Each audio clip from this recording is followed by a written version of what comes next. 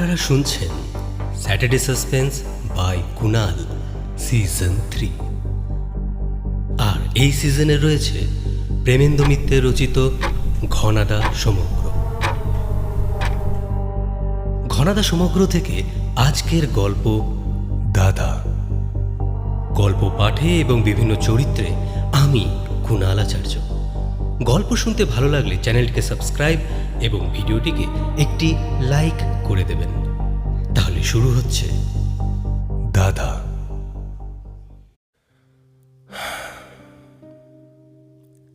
দিন আর আমাদের কাটতে চায় না। চারটে সুস্থ সবল জোয়ান ছোকরার পক্ষে এ খানিকটা অবিশ্বাস্য ব্যাপারই বটে। কেন কলকাতায় কি খেলাধুলা সব বন্ধ হয়ে গেছে? গড়ের মাঠ কি ভাগাভাগি করে নিয়ে লোকে সেখানে দালান কোঠা তুলেছে? ফুটবল ক্রিকেট হকি কি দেশ থেকে আইন করে তুলে দেওয়া হলো? না। তবে কলকাতা ছবিঘরগুলো কি সব বন্ধ? থিয়েটার বায়োস্কোপ সভা সমিতি মজলিস কি আজ শহর থেকে উধাও? না, তা নয়। তবে কলকাতার সাঁতার কুস্তি বক্সিং দৌড়ঝাঁপ সব কি উঠে গেছে? না, সবই আছে, শুধু ঘনাদা মেশে নেই। সত্যি ঘনাদা মেস থেকে চলে গেছেন। একেবারে তল্পি তল্পা গুটিয়ে আমাদের হতভম্ব করে চলে গেছেন এবং এ পর্যন্ত আর ফিরে আসেননি। প্রথমে দিন দুয়েক আমরা তেমন গ্রাহ্য করিনি। এ মেষের এমন মৌরুষি পাটটা ছেড়ে ঘনাদা যাবেন কোথায়? ফিরে তাকে আসতেই হবে। কিন্তু দেখতে দেখতে 2-10 দিনের জায়গায় 2-4 মাস কেটে গেছে। এখন প্রায় বছর ঘুরতে যায়, তবু ঘনাদার ফেরবার নাম নেই। প্রথম বিস্মিত থেকে আমরা চিন্তিত হয়েছি, তারপর ব্যাকুল হয়ে খোঁজ খবর করেছি এবং শেষে এখন তার ফেরবার সম্ভাবনা সম্বন্ধে হতাশ হয়ে শিবুর ওপর খাপ্পা হয়ে উঠেছি। কারণ ঘনাদাকে মেষ ছাড়া করবার মূলে যদি কেউ থাকে তো সে শিবু। কি দরকার ছিল বাপু সেই টুপির কথাটা তোলবার? তেনজিং নোরকে হিলারির সঙ্গে এভারেস্ট চূড়া জয় করেছেন। সকালের কাগজে খবরটা পড়ে বসবার ঘরে আমরা গুলতানি করছি। এমন সময় ঘনাদা তার টঙ্গের ঘর থেকে নেমে এলেন। কি ব্যাপার হে, এত হইচই কিসের? ঘনাদা তার আরাম কেদারায় গা এলিয়ে শিশিরের দিকে হাত বাড়ালে। শিশির কৌটো খুলে তাকে সিগারেট এগিয়ে দিচ্ছে যথারীতি। হঠাৎ বলে উঠল, গুরুতর ব্যাপার ঘনাদা, খবরের কাগজে এক্ষুনি একটা প্রতিবাদ পাঠাতে হবে। প্রতিবাদ কেন হে? ঘনাদা সিগারেটটা তখন ধরাচ্ছেন। প্রতিবাদ নয়, শিবু দস্তুর মতন উত্তেজিত। এ তো জালিয়াতি, এ তো চুরি, এ তো মানহানি। রহস্যটা আমরাও তখন ধরতে পারিনি। ঘনাদা সিগারেটের প্রথম টানটা দিয়ে এতক্ষণে একটু কৌতূহলী হয়ে জিজ্ঞাসা করলেন, মানহানি আবার কার? আপনার। শিবু বোমাটি ছাড়ল। আমার? ঘনাদা সিগারেটের দ্বিতীয় টানটা ভালো করে দেওয়া হলো না। হ্যাঁ হ্যাঁ আপনার। আমরা প্রতিবাদ করব, নালিশ করব, খেসারত আদায় করব। শিবু ঝড়ের মতো বলে চলল। বলে কিনা এভারেস্টে উঠেছে। ব্যাপারটা এতক্ষণে আমরা বুঝেছি এবং ঘনাদাকে আর চোখে দেখে নিয়ে তৈরিও হয়েছি। গৌরী বোকা সেজে জিজ্ঞাসা করলে, তুমি কি বলতে চাও, এভারেস্টে এরা ওঠেনি? আলবা তাই বলতে চায়। শিবু নিজের বাঁ হাতের চেটোর উপরেই ডান হাতে ঘুষি মারল। তোমার এরকম সন্দেহের কারণ? শিশির গম্ভীরভাবে শুধোলে। কারণ?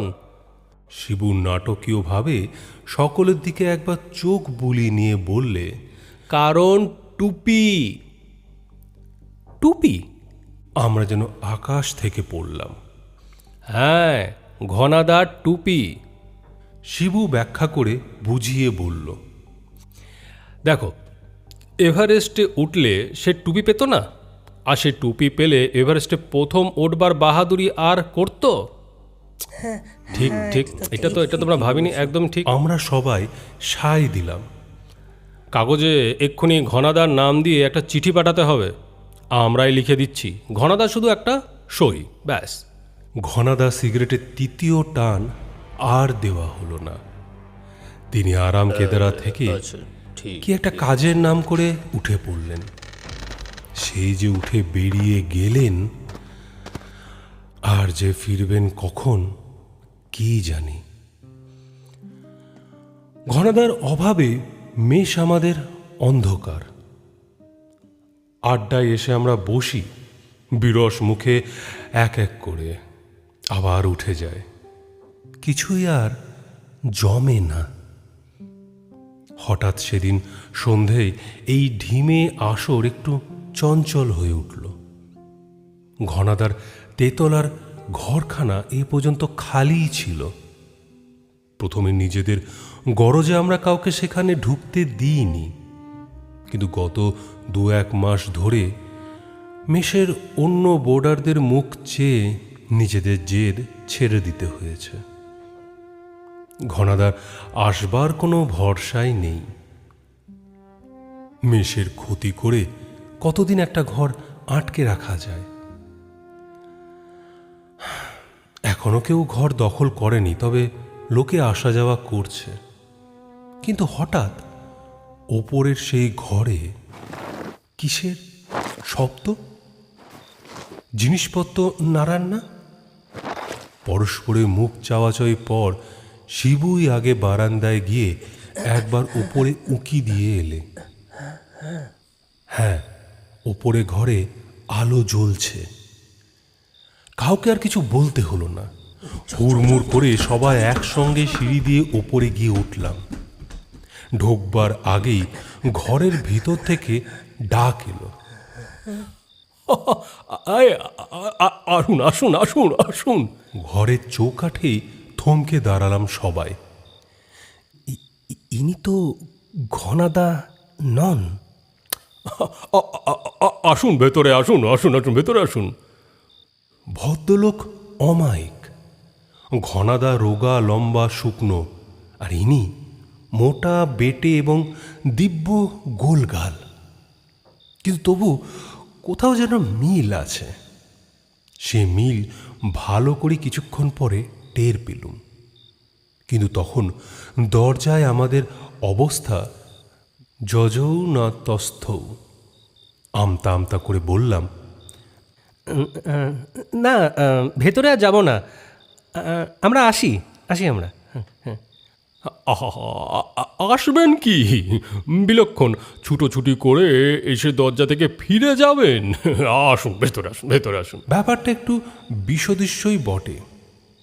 এসে যদি চলে যায় তাহলে এত হন্তদন্ত হয়ে আসবার মানেটা কি? তবু কাচুমাচু হয়ে বোঝাবার একটু চেষ্টা করলাম। না, মানে আমরা ভেবেছিলাম আমাদের ঘনাদা এ ঘরে থাকতেন কি না। ঘনাদা? লোকটা যেন চিন্তিত। আমরা বুঝে বললাম, হ্যাঁ হ্যাঁ, নাম ঘনশ্যাম দাস। এ মেশে অনেক দিন ধরে ছিলেন কি না। হঠাৎ হো হো করে হাসিতে আমরা চমকে উঠলাম।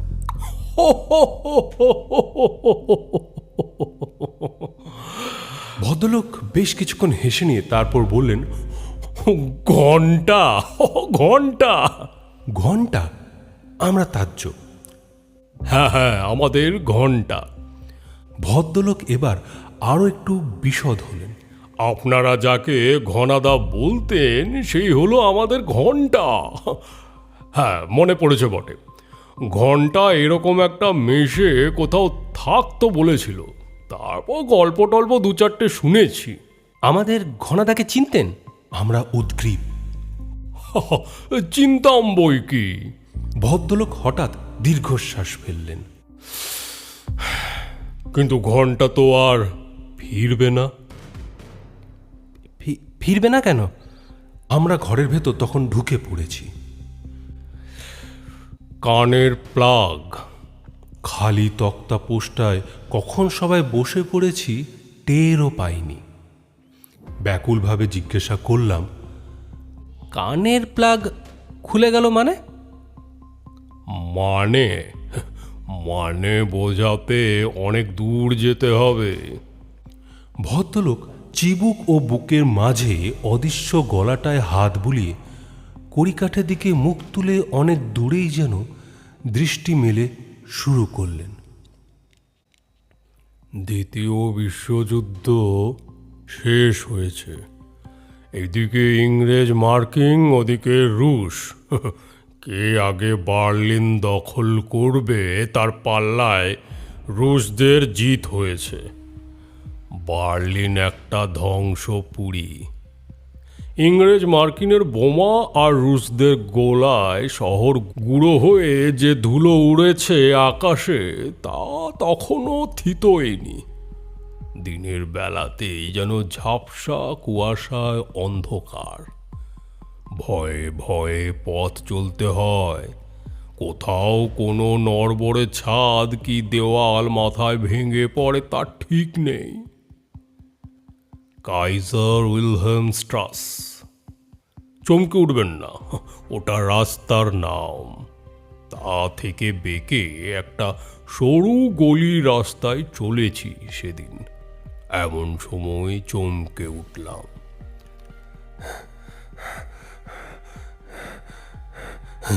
দাদা। কাতর ডাকটা আমার পেছন থেকেই, কিন্তু চমকালাম আওয়াজ শুনে নয়। এই দাঁত ভাঙা ভাষার দেশে দাদা বলে বাংলায়কে ডাকতে পারে তাই ভেবে। ফিরে তাকিয়ে দেখি আমাদের ঘন্টা।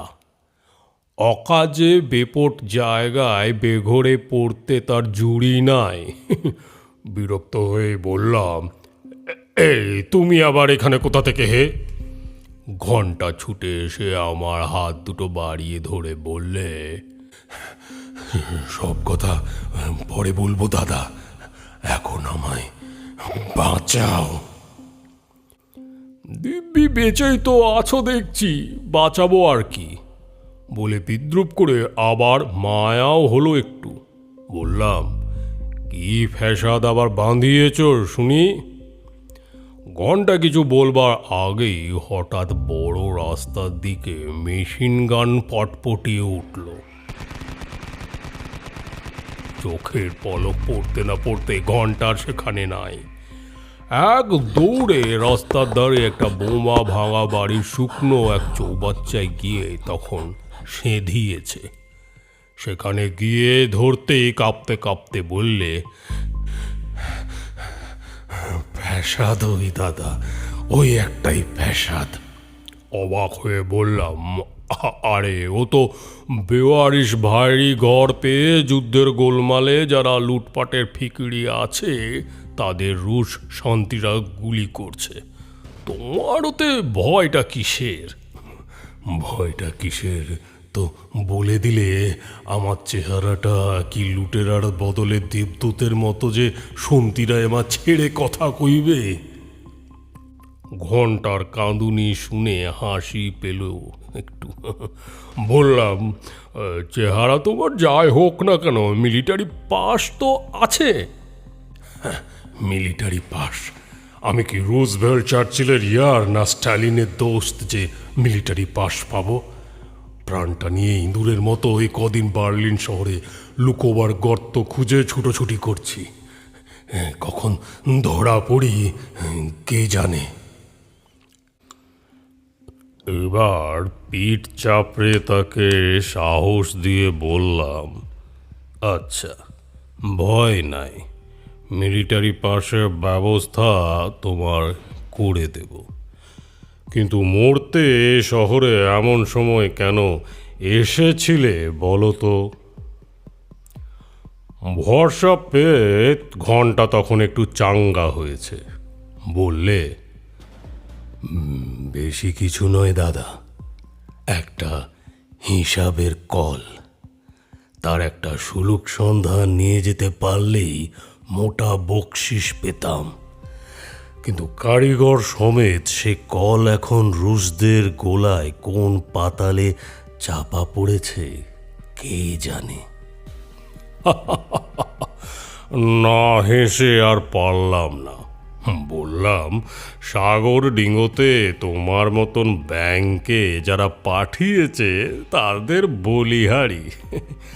আরে ওটা সামান্য হিসেবের কল নয়, পৃথিবীর অষ্টম আশ্চর্য ইলেকট্রনিক ব্রেন। আর ও যন্ত্র যিনি তৈরি করে বিজ্ঞানের জগতে যুগান্তর এনেছেন তার নাম ডক্টর ব্যানার। ওদিকে মিত্র শক্তি আর এদিকে রাশিয়া তাকে পাওয়ার জন্য অর্ধেক রাজত্ব এক্ষুনি দিতে প্রস্তুত। কিন্তু কোথায় পাবে তাকে? সে ঘুরে বালি। ডক্টর ব্যানার মারাও যাননি, তার যন্ত্র কোথাও চাপাও পড়েনি। মিত্র শক্তি যেদিন নরম্যান্ডির কূলে নেমেছে, তিনি স্পার্কেল সাবমেরিনে তার যন্ত্রপাতি সাজ সরঞ্জাম চড়িয়ে সেই দিনই উধাও। হতভম্ব হয়ে ঘন্টা এবার শুধলে, এত কথা তুমি জানলে কি করে দাদা? কি আর উত্তর দেব? এসে বললাম, এই বার্লিন শহরে ঘাস কাটতে কি অলি গলি ঘুরে বেড়াচ্ছি মনে করেছ?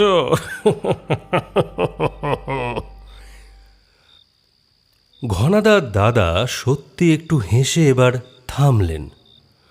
বদ অভ্যাস যাবে কোথায়? শিশির সিগারেটের টিনটা আপনা থেকে তখন বাড়িয়ে দিয়েছে।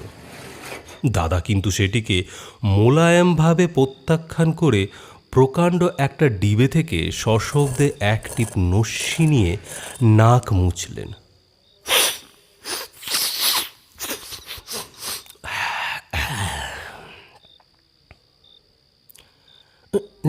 ডক্টর ব্যানারকে তারপর আর পাওয়া গেছে? গৌরের আর তর সইছে না, আমাদেরও অবশ্য তাই। বলছি সবই বলছি, কিন্তু তার আগে ডক্টর ব্যানারের যন্ত্রটার একটু পরিচয় দেওয়া দরকার। বড় বড় অফিসে ক্যালকুলেটিং মেশিন দেখেছেন? 2 ঘন্টার অঙ্ক 2 সেকেন্ডে সব কষে দেয়। আর গায়ের কামারশালার সঙ্গে টাটা কারখানার যা তফাৎ, সেই ক্যালকুলেটিং মেশিনের সঙ্গে ডক্টর ব্যানারের ইলেকট্রিক ব্রেনের তাই তফাৎ। 7টা অঙ্কের শুভঙ্কর 7 বছরে যে অঙ্ক শেষ পায় না, ভুতুরে যন্ত্রটা 7 সেকেন্ডে কষে দিতে তো পারেই, তাছাড়া কি যে পারে না তাই বলাই শক্ত। মিত্র শক্তি আর রাশিয়া হন্যে হয়ে ডক্টর ব্যানারকে এই জন্যেই খুঁজছে। বিজ্ঞানের যত আশ্চর্য আবিষ্কার, তত সূক্ষ্ম জটিল তার অঙ্ক। ডক্টর ব্যানারের ভুতুরে যন্ত্র যার দখলে পাবে, অন্য পক্ষকে তারা 500 বছর পিছিয়ে ফেলে দিতে পারবে। কিন্তু কোথায় ডক্টর ব্যানার, আর কোথায় তার ভুতুরে কলের মাথা? যাই হোক, যুদ্ধ শেষ হলো। গলায় গলায় যাদের ভাব, তারা আদায় কাঁচকলায় গিয়ে পৌঁছলো। 2 দলের চর গুপ্তচরেরা দুনিয়া তোলপাড় করে ফেললে, কিন্তু ডক্টর ব্যানার নিপাত্তা। আটলান্টিকের তলাতেই কোথাও স্পার্কেল ডুবোজাহাজগুলি সমেত তিনি ডুবেছেন, এই ধারণায় শেষ পর্যন্ত সকলের হতো। যদি না, ঘনাদার দাদা একটু থেমে আমাদের অবস্থাটুকু একটু লক্ষ্য করে নিয়ে আবার শুরু করলেন। যদি না নরওয়ের কটা তিমি ধরা জাহাজ পরপর অমন নিখোঁজ হতো। আজকালকার তিমি ধরা জাহাজ তো তখনকার পালতোলা মোচার খোলা নয়, সে জাহাজকে জাহাজ আবার কারখানাকে কারখানা। আস্ত তিমি ধরে গালে পুড়ে তেল চর্বি থেকে ছাল চামড়া হাড় মাংস সব সেখানে আলাদা করে বার করবার বন্দোবস্ত আছে। তার হাড়পুট কামান যেমন আছে, বেতার যন্ত্র আছে, তেমনি বিপদে পড়লে খবর পাঠাবার। সেরকম জাহাজ নেহাত চুপিসারে টুপ করে ডুবতে পারে না, একটু কান্নাকাটি শোনা যাবেই। ব্যাপারটা কি জানবার জন্যে কেঁচো খুঁড়তে একেবারে গোকরোর গর্তে গিয়ে পৌঁছালাম। ব্যাফিন আইল্যান্ডের দক্ষিণ পশ্চিম কোণে ফ্রববিসার বে, সেখানে ছোট্ট এক বেনামি দ্বীপ। ভাড়া করে একটা মোটর লঞ্চে সেখানে গিয়ে যখন উঠলাম তখন গভীর রাত। রাত অবশ্য সেখানে মাসখানেক ধরেই গভীর। উত্তর মেরুর কাছাকাছি জায়গা তো, একটা দিন রাতেই প্রায় বছর কেটে যায়।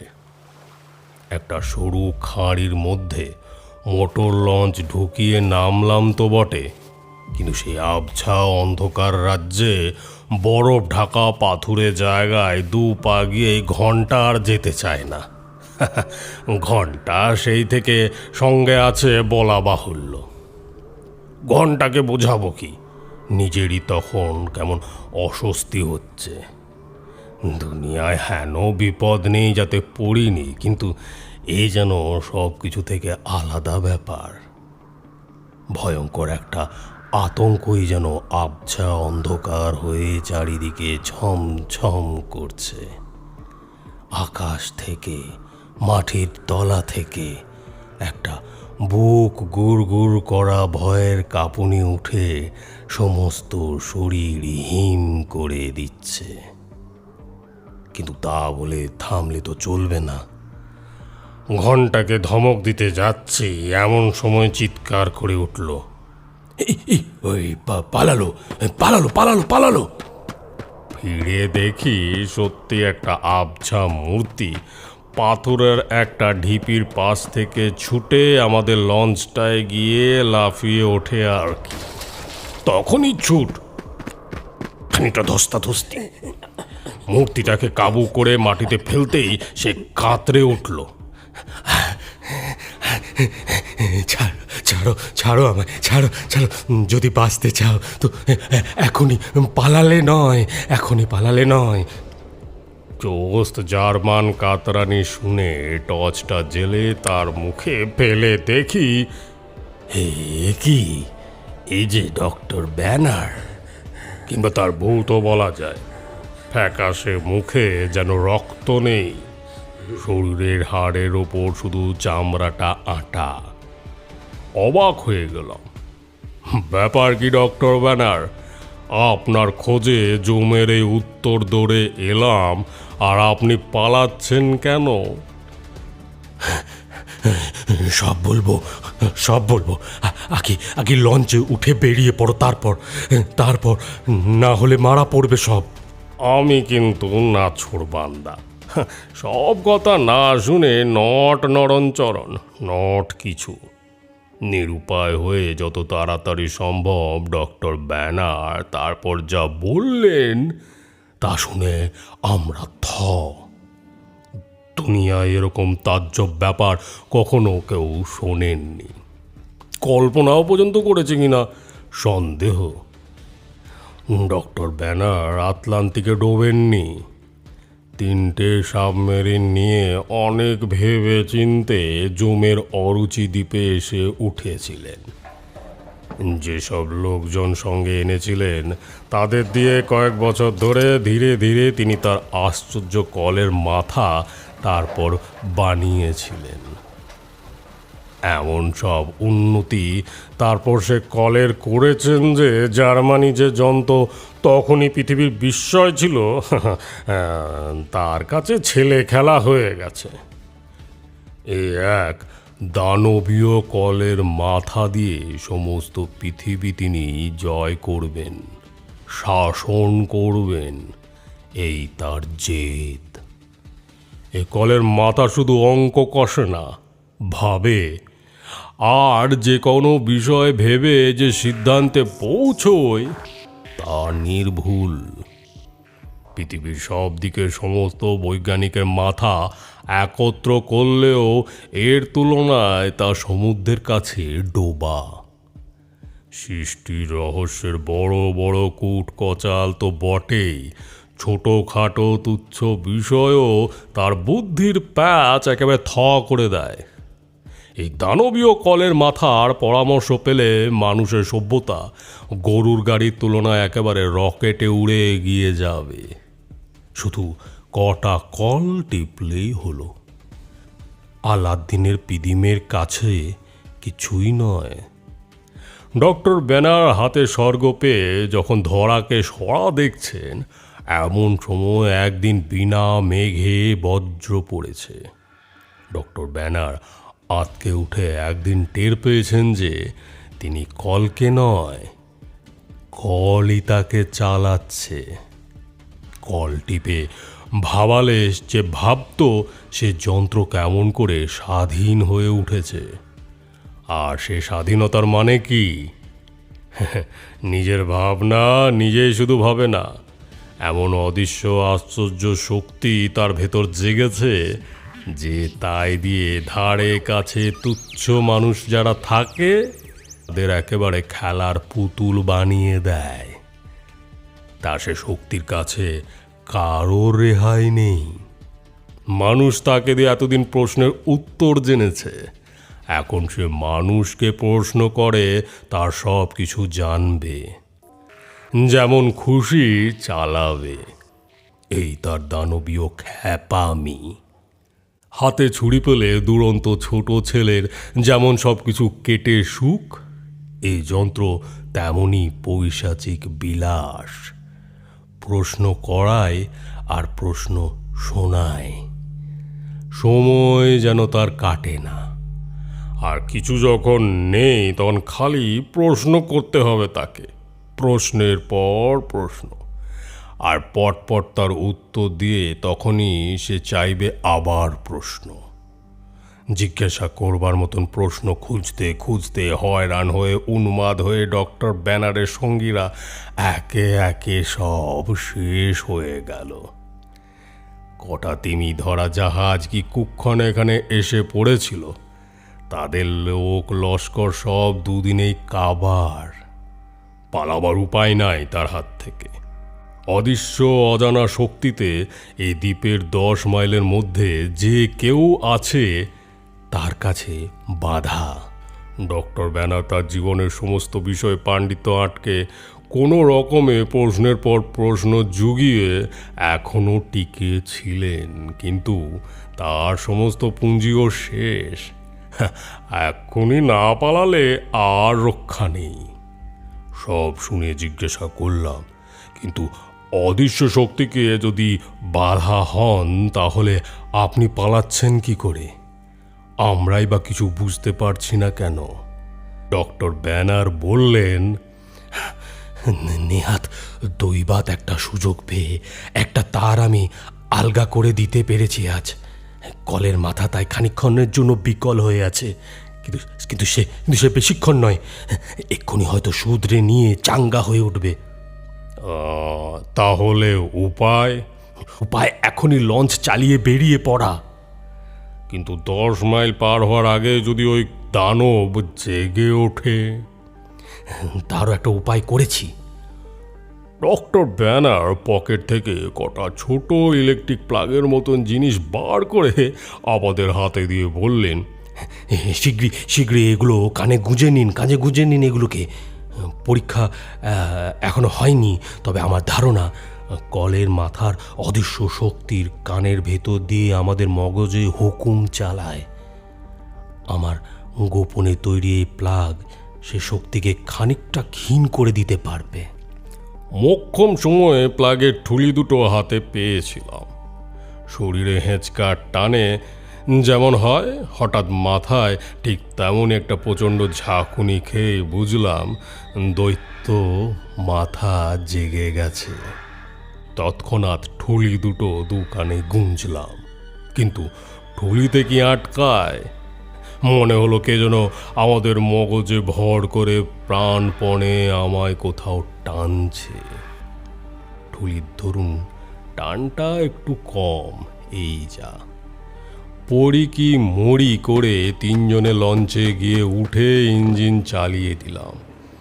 কানের ঠুলি যেন অদৃশ্য টানে ফেটে বেরিয়ে যাবে। লঞ্চ তখন চলেছে এই ভাগ্যে, কিন্তু আহামকের মরণ যাবে কোথায়? কানের যন্ত্রণাতেই বোধ হয় ঘন্টা একটা কানের ঠুলি একবার একটু খুলতেই আর দেখতে হলো না। ধর ধর ধর ধর ধর ধর ধর ধর করতে করতে ঘন্টা লঞ্চ থেকে জলে লাফিয়ে পড়ল। আমাদের লঞ্চ তখন তীর বেগে প্রায় দরিয়ায় চলেছে। ঘন্টা সঙ্গে সেই শেষ দেখা। হঠাৎ একটা কাশির শব্দে আমরা ফিরে তাকিয়ে একেবারে থ। আমরা যদি থ হয়ে থাকি তো আমাদের নতুন দাদা একেবারে হাড়গোড় ভাঙা কোনো রকমে শুকনো গলায় ঢোক গিলে বললেন, কি ঘন মানে ঘনশ্যাম, তুমি কি কখন এলে? ঘনাদার মুখে কোনো ভাবান্তর নেই, গম্ভীরভাবে বললেন, তা এসেছি অনেকক্ষণ, কিন্তু তুমি তো। নতুন দাদার কথাটা আর শেষ হলো না। ঘনাদা বললেন, হ্যাঁ, অক্ষত শরীরেই ফিরে এসেছি কাজ শেষ করে। কি করে ঘনাদা? কেমন করে করলেন? আমরা একসঙ্গেই বোধহয় চেঁচিয়ে উঠলাম। ঘরে তক্তপোষ ছাড়া আর বসবার জায়গা নেই। তারই একধারে বসে শিশিরের এগিয়ে দেওয়া টিনটা থেকে একটা সিগারেট নিয়ে হাতের উপর ঠুকতে ঠুকতে ঘনাদা তাচ্ছিল্যের স্বরে বললেন, অত অবাক হওয়ার কি আছে? এমন শক্ত ব্যাপার তো কিছু নয়। তাকে স্রেফ একটা প্রশ্ন গিয়ে করলাম, ব্যাস, তাতেই খতম। কি কি কি প্রশ্ন ঘনাদা? ঘনাদা বললেন, প্রশ্ন আর কি, জিজ্ঞাসা করলাম, গাছ আগে না বীজ আগে? সে তাই ভাবছে। ভাবতে ভাবতে এতদিনে শেষও হয়ে গেছে বোধ হয়।